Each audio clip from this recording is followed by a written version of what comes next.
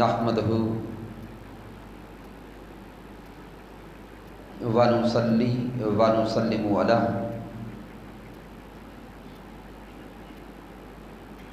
سیدنا و مولانا محمد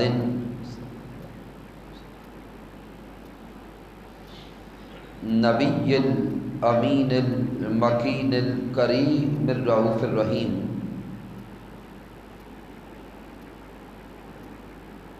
اما بعد فاعوذ باللہ من الشیطان الرجیم بسم اللہ الرحمن الرحیم قال اللہ تبارک و تعالی فی القرآن المجید النبی اولی بالمؤمنین من انفسہم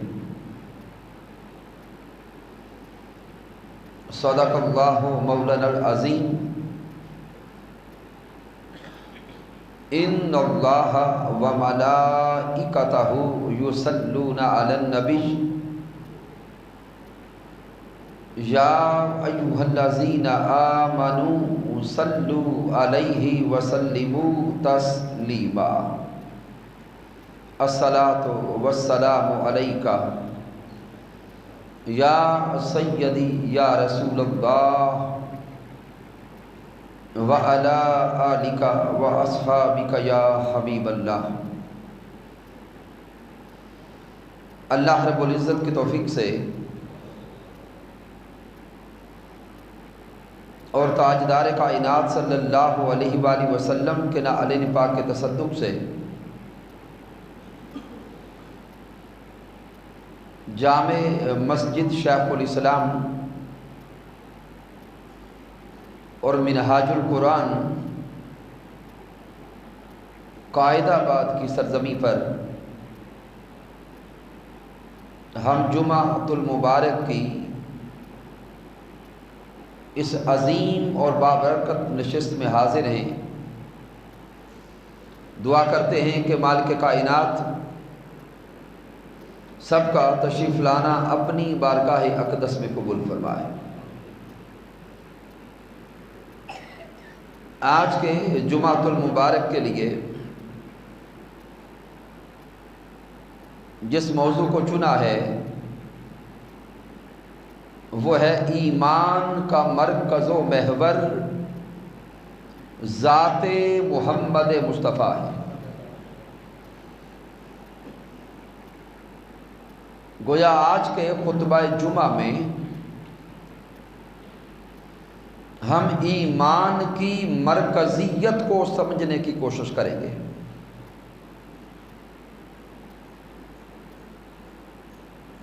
قرآن و حدیث کے دلائل کی طرف آنے سے پہلے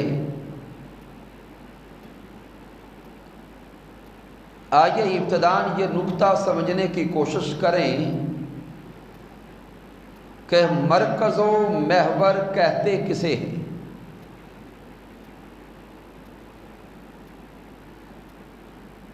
تو سامعین محترم، مرکز کیا ہے اور مرکز کی اہمیت کیا ہے، یہ نقطہ سمجھنے کے لیے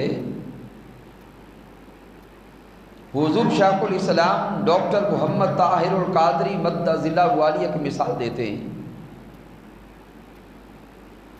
حضرت بابا فرید رحمۃ اللہ تعالی علیہ کی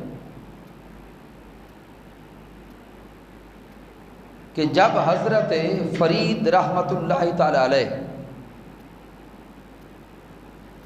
بچپن کی عمر ہے اور اپنی والدہ محترمہ کے پاس بیٹھے ہیں، اور حضرت فرید کی والدہ محترمہ چکی چلا کر دانے پیس کے آٹا بنا رہی ہے۔ حضرت فرید ساتھ بیٹھے ہیں۔ تھوڑی دیر کے بعد حضرت فرید نے رونا شروع کر دیا۔ عمر بچپن کی ہے، اپنی ماں کے پاس بیٹھے بیٹھے اچانک رو پڑے،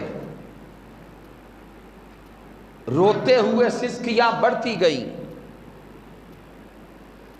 ماں نے اپنے سینے سے لگایا اور پوچھا کہ بیٹا فرید روتے کیوں ہو؟ تو فرید بول کے کہتا ہے، ماں مجھے ایک تصور نے رلا دیا، مجھے ایک خیال نے رلا دیا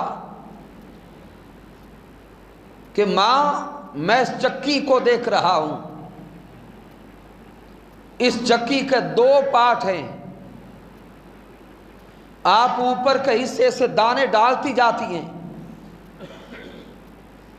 جو دانا چکی کے دونوں پارٹس کے درمیان آ جاتا ہے وہ دانا پس کر ختم ہو جاتا ہے، اس دانے کا نام و نشان باقی نہیں رہتا۔ جو دانا دونوں پارٹس کے درمیان آ گیا اس کا نام بھی جاتا رہا، اس کی ہستی بھی جاتی رہی، اب وہ دانا نہیں رہا، وہ پس کے آٹا بن گیا۔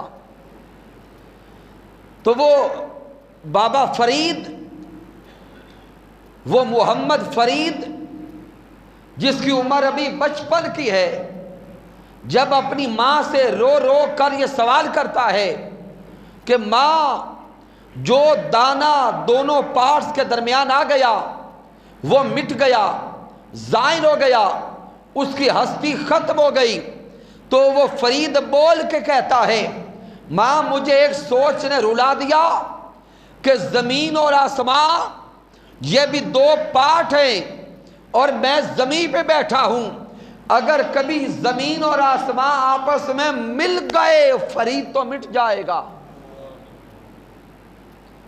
فرید کا نام و نشان باقی نہ رہے گا۔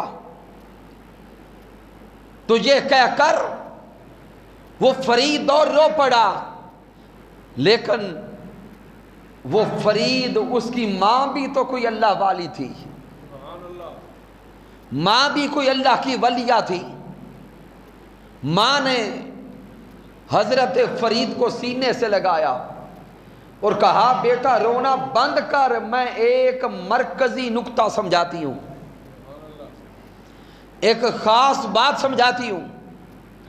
حضرت فرید پاس بیٹھے، ماں نے چکی کا اوپر کا پارٹ اٹھا دیا، جب اوپر کا پارٹ اٹھایا تو اسی چکی کے اندر کچھ دانے بالکل صحیح اور سلامت تھے، اور وہ دانے اس چکی کے مرکز کے ساتھ لگے ہوئے تھے۔ ماں نے بول کے کہا کہ بیٹے فرید، اس چکی کے دو پارٹس ہیں، اس میں دانے ڈالیں تو جو دانا دونوں پارٹس کے درمیان آتا ہے وہ پس جاتا ہے، اس کا نام مٹ جاتا ہے، لیکن اسی چکی کا ایک مرکز بھی ہے، اسی چکی کا ایک مرکز بھی ہے جس کو ہم اپنی زبان میں کیلی کہتے ہیں، یہی کہتے ہیں ادھر بھی، وہ جو درمیان میں اس کو کیا کہتے ہیں؟ ہتھیلی سے تو چلاتے ہیں، کلی۔ تو حضرت فرید کی ماں بول کے کہتی ہے، بیٹے اس چکی کے درمیان اس کا مرکز ہے جس کو کلی کہا جاتا ہے، جو دانا اپنے مرکز کے ساتھ لگ گیا، اگر چکی 1000 چکر بھی لگا لے تو اس دانے کا کچھ بگاڑ نہیں سکتی۔ جو دانا اپنے مرکز کے ساتھ جڑ گیا، چکی اگر 1000 چکر بھی لگا لے تو اس دانے کا کچھ بگاڑ نہیں سکتی۔ حضرت فرید کی والدہ محترمہ نے حضرت فرید کو یہ راز سمجھا دیا، حضرت فرید یہ راز سمجھ گئے کہ یہ چکی دونوں پارٹس تو ہیں، جو دانا دونوں پارٹس کے درمیان آتا ہے وہ پس جاتا ہے، اس کا نام مٹ جاتا ہے، ظاہر ہو جاتا ہے، لیکن اسی چکی کے اندر ایک مرکز ہے جو دانا مرکز سے جڑ گیا، چکی 1000 چکر لگا کر بھی نہ اس کا کچھ بگاڑ سکی، نہ نام مٹا سکی۔ حضرت فرید کی والدہ بول کے کہتی ہیں، بیٹے جس طرح اس چکی کا مرکز کیلی ہے، اسی طرح پوری کائنات کا مرکز حضرت محمد مصطفیٰ ہیں۔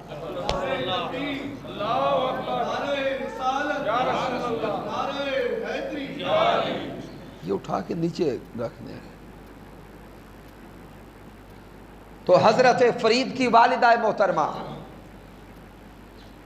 اپنے بیٹے کو یہ راز سمجھاتی ہیں کہ جس طرح اس چکی کا ایک مرکز ہے جو دانا مرکز سے جڑ گیا، اس پر فنائیت نہ آئی، چکی 1000 چکر لگا کر بھی اس کا کچھ بگاڑ نہ سکی۔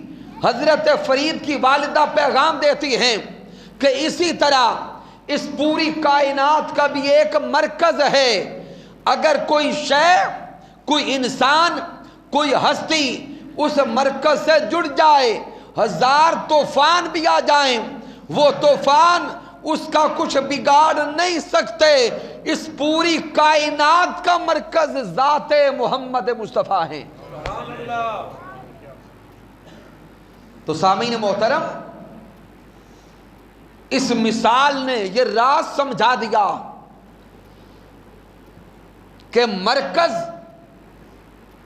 کے ساتھ اگر نسبت قائم ہو جائے پھر کوئی طوفان کسی کا کچھ بگاڑ نہیں سکتا۔ اسی مرکز و محور کی اہمیت کو سمجھنے کے لیے ایک اور مثال کی طرف اشارہ دیتا ہوں۔ سامعین محترم، چاند پر قدم رکھنے کے لیے اور تسخیر کائنات کے لیے کئی بار انسانوں نے کوششیں کی ہیں، کئی خلائی سفر ہوئے، اور آپ کو علم ہے کہ اپالو 11 چاند پر قدم رکھنے میں کامیاب ہو گئے۔ گویا اس سے پہلے کم و بیش 10 بار چاند کی طرف خلائی شٹلز گئی تھی، لیکن وہ چاند تک نہ پہنچ سکی، نہ وہ واپس لوٹے اور نہ ہی چاند پہ پہنچے۔ آج تک ان کا کوئی نام و نشان باقی نہیں ہے۔ لیکن اپالو 11 پہ جانے والے سائنٹسٹ، انہوں نے چاند پر قدم بھی رکھا، چاند پر کھڑے ہو کر دنیا والوں سے انہوں نے باتیں بھی کی، چاند کی تصاویر بھی لیں اور واپس پلٹ بھی آئے۔ ذہن میں سوال پیدا ہوتا ہے کہ اپالو 11 سے پہلے جو 10 خلائی شٹلز گئی، ان میں جو سائنسدان گئے وہ کہاں گئے، ان کا نام و نشان بھی آج تک کیوں نہ ملا، اور اپالو 11 پہ جانے والے اپنے مرکز پر پہنچے، مقصد کو حاصل کیا اور واپس پلٹ آئے۔ سبب کیا ہے؟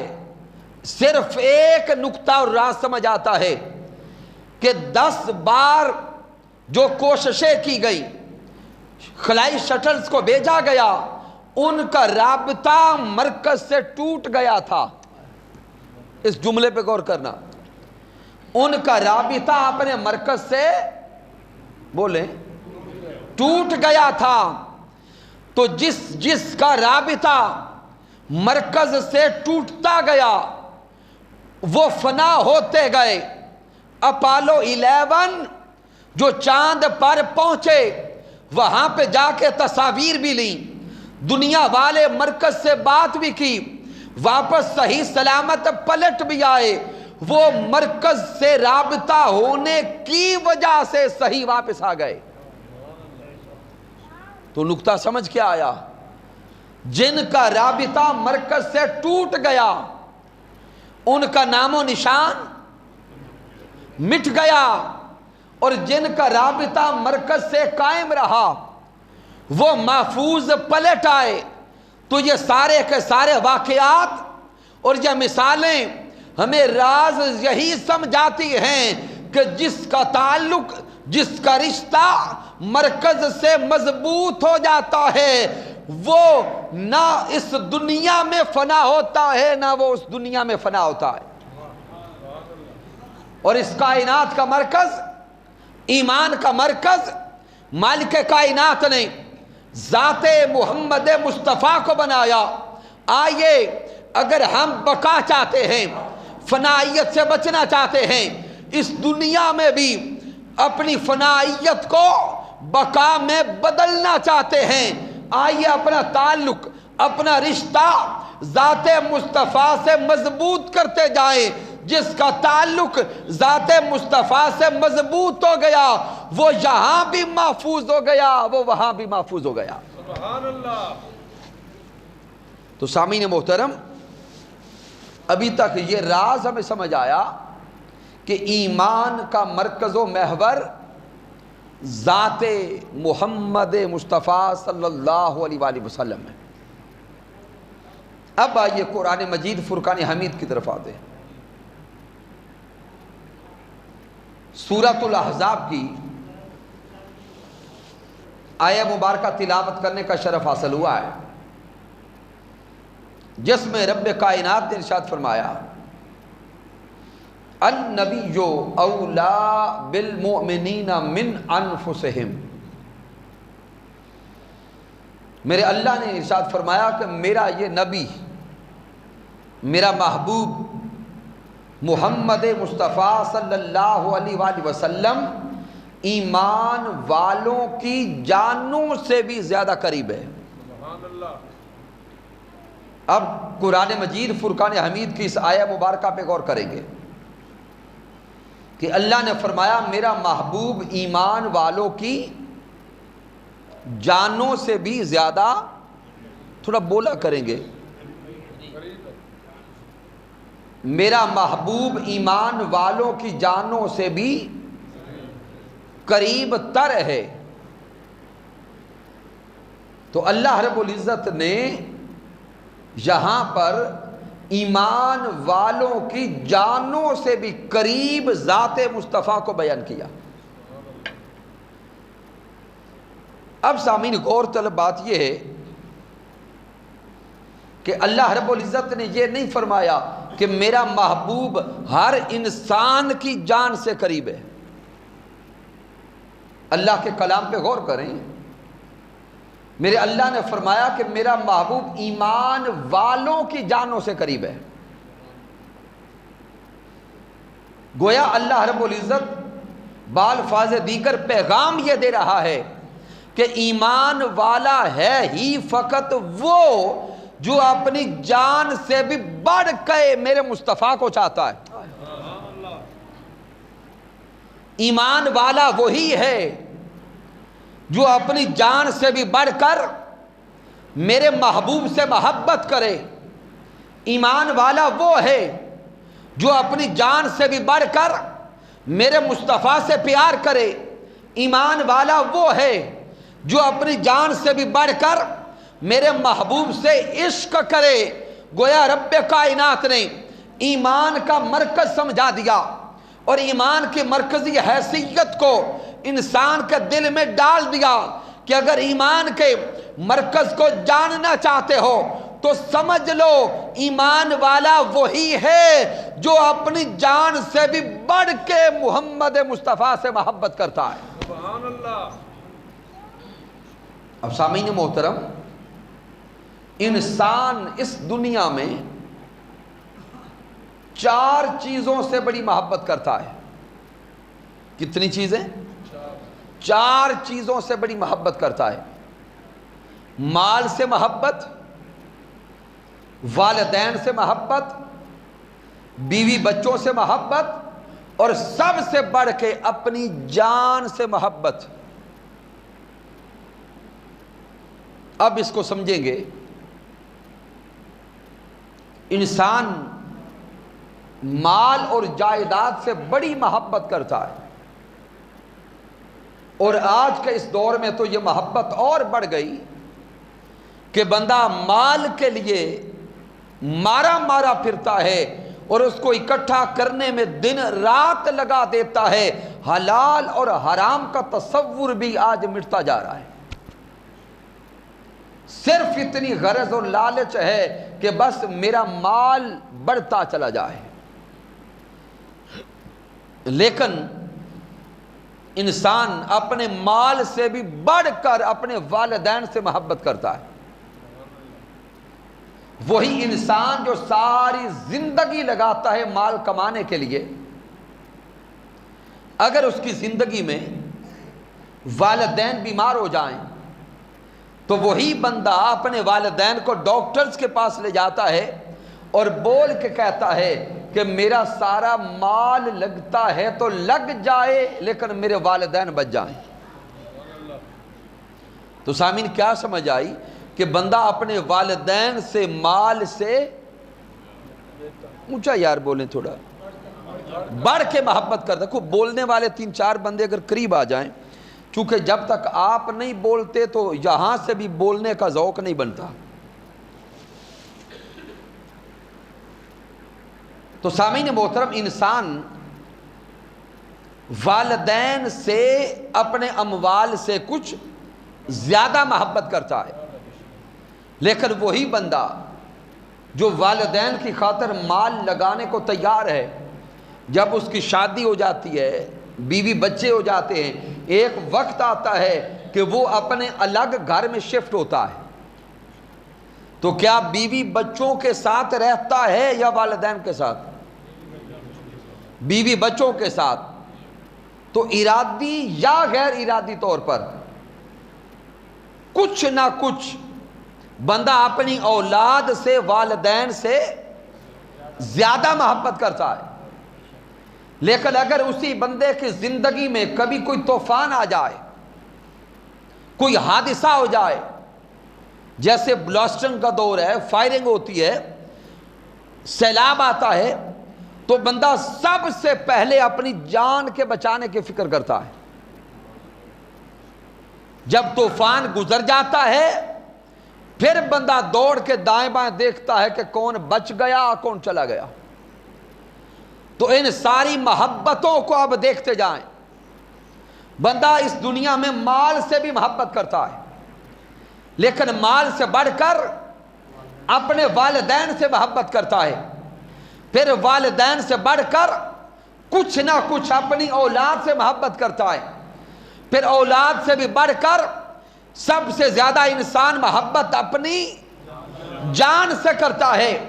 جبکہ رب کائنات قرآن مجید فرقان حمید میں ایمان سمجھا رہا ہے، النبی اولا بالمؤمنین من انفسہم، اے انسان جو ہر شے سے بڑھ کر اپنی جان سے محبت کرتے ہو، اگر ایمان کی لذت چاہتے ہو، ایمان کی حلاوت چاہتے ہو، ایمان کی چاشنی چاہتے ہو، تو سن لو، ایمان کامل تب ہوگا جب اپنی جان سے بھی بڑھ کر ذات محمد مصطفیٰ سے محبت کرو گے۔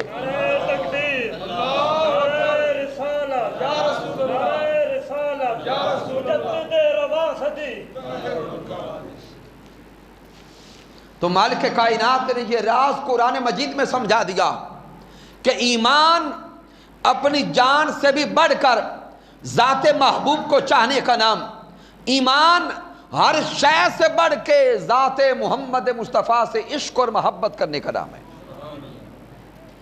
پھر سامعین محترم، صحیح بخاری کو اٹھائیں، صحیح بخاری اور صحیح مسلم کی متفق علیہ حدیث مبارکہ، میرے آقا علیہ السلام نے ارشاد فرمایا، لا یؤمن احدکم حتی اکون احب الیہ من والدہ وولدہ والناس اجمعین۔ میرے آقا نے فرمایا، تم میں سے کوئی شخص اس وقت تک کامل ایمان والا نہیں ہو سکتا جب تک اپنے والدین سے بڑھ کر، بیوی بچوں سے بڑھ کر، یہاں تک کہ کائنات کی ہر شے سے بڑھ کے مجھ محمد مصطفیٰ سے محبت نہ کر لے۔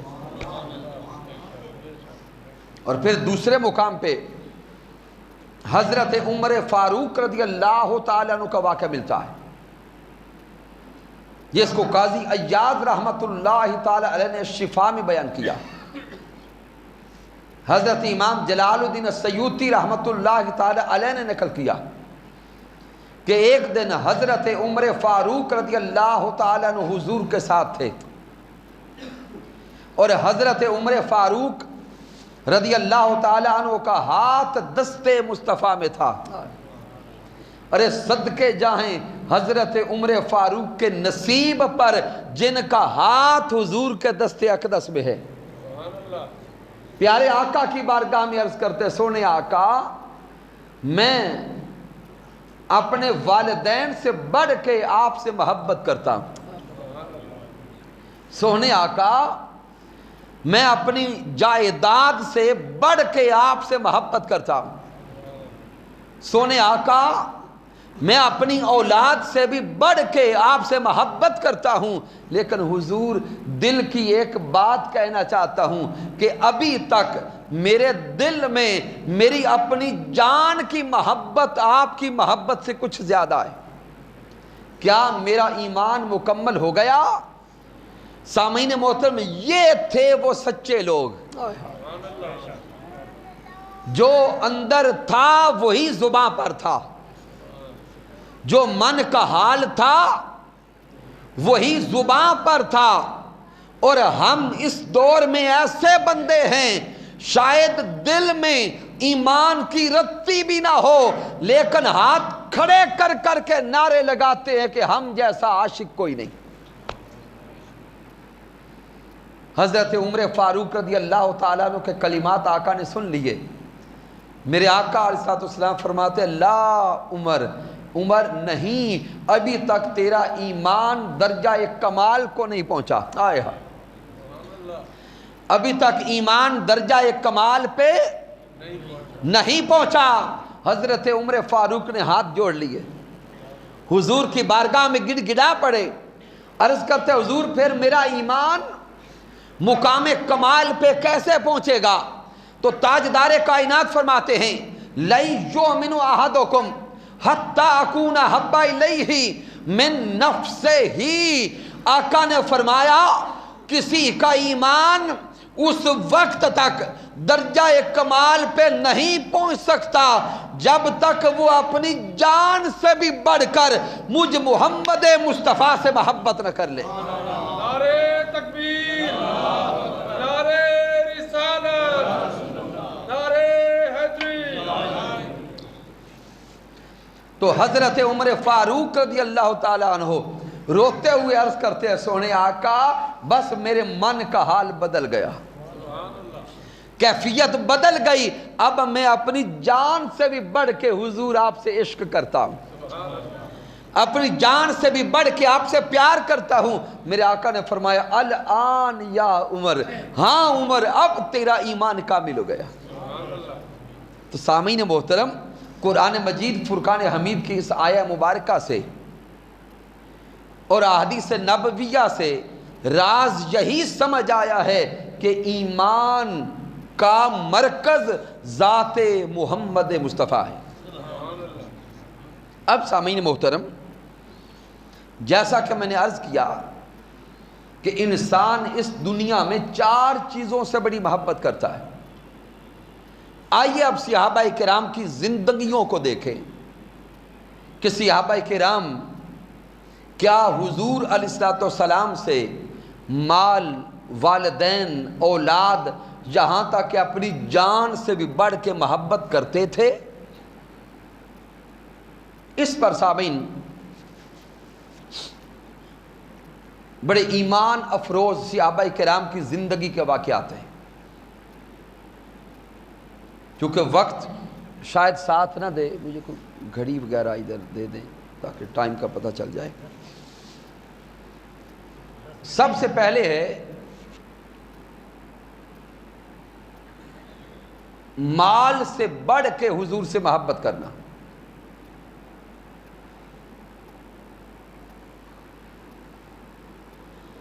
پھر ہے اپنے والدین سے بڑھ کے حضور سے محبت کرنا، پھر اولاد سے بھی بڑھ کے حضور سے محبت کرنا، اور پھر سب سے اوپر اپنی جان سے بھی بڑھ کے آقا سے محبت کرنا۔ اس کے لیے چونکہ وقت کم رہ گیا ہے، میں صرف حضرت صدیق اکبر رضی اللہ تعالیٰ عنہ کا واقعہ دیتا ہوں کہ حضرت صدیق اکبر رضی اللہ تعالیٰ عنہ ساری زندگی ہر شے سے بڑھ کے حضور سے محبت کرتے رہے۔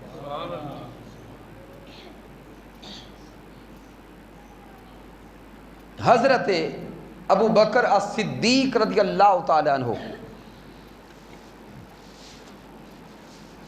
آپ کا اپنی جان سے بھی بڑھ کے حضور سے عشق کرنا کیسے تھا؟ یہ ابتدائے اسلام کا دور ہے، مسلمانوں کی تعداد ابھی تک 39 ہے۔ مسلمانوں کی تعداد کتنی ہے؟ 39۔ آقا علیہ السلام رات کے اندھیرے میں پہاڑ پر حضرت زید بن ارقم رضی اللہ تعالی عنہ کے گھر میں ان 39 صحابہ کو بلاتے تھے اور درس قرآن دیتے تھے۔ جو وحی نازل ہوتی رات کے اندھیرے میں حضور اپنے ان صحابہ تک پہنچاتے۔ دشمن ابھی طاقت میں تھا۔ ایک رات حضرت صدیق اکبر رضی اللہ تعالی عنہ حضور کی بارگاہ میں کھڑے ہو گئے، عرض کرتے سونے آقا میرا دل کر رہا ہے کہ اب دین اسلام کی حقانیت کا اعلان میں صحن حرم میں کروں۔ حضرت صدیق اکبر عرض کرتے سونے آقا میرا دل کر رہا ہے کہ صحن حرم میں مکہ کے سارے سرداروں کو بلاؤں اور انہیں اکٹھا کر کے بتاؤں کہ یہ سارے بت جن کے سامنے تم جھکتے ہو یہ سارے جھوٹے ہیں، خدائی کے لائق ایک ذات میرے اللہ کی ہے، اور اسی اللہ نے میرے محبوب کو اپنا سچا رسول بنا کے بھیجا۔ آقا علیہ السلام نے حضرت صدیق اکبر کو فرمایا کہ بیٹھ جائیں، ابھی دشمن زیادہ ہیں، طاقت میں ہیں، مضبوط ہیں، وہ نقصان پہنچائیں گے۔ حضرت صدیق اکبر رضی اللہ تعالیٰ عنہ یہ جذبہ ایمانی من میں لے کر بیٹھ تو گئے، لیکن بار بار اندر سے تڑپ اٹھتی تھی کہ کب وہ دن آئے گا کہ میں اعلان کروں گا کہ میرے مصطفیٰ جیسا کوئی نہیں، میرے ساجن جیسا کوئی نہیں۔ بس ابھی چند دن گزرے تھے کہ حضرت صدیق اکبر رضی اللہ تعالی عنہ دن کے اوقات میں طواف کعبہ کرنے گئے، زیارت کعبہ کرنے گئے۔ جب صحن کعبہ میں پہنچے تو دیکھتے ہیں کہ حرم میں دائیں بائیں کفار سرداروں کی ٹولیاں ہیں۔ ابو جہل اپنی ٹولی لگا کے بیٹھا ہے، ابو لہب اپنی ٹولی لگا کے بیٹھا ہے، عتبہ، طیبہ، شیبہ، سارے سرداران قریش اور مکہ اپنی ٹولیاں لگا کے بیٹھے۔ جب حضرت صدیق اکبر نے ان کو بیٹھے دیکھا تو نہ رہا گیا، کعبۃ اللہ کی دیوار کے ساتھ کھڑے ہو گئے،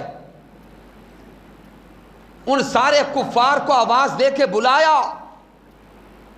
جب وہ مکہ کے سارے سردار اور وہ کفار اکٹھے ہو گئے تو حضرت صدیق اکبر نے اپنے خطاب کا آغاز کیا.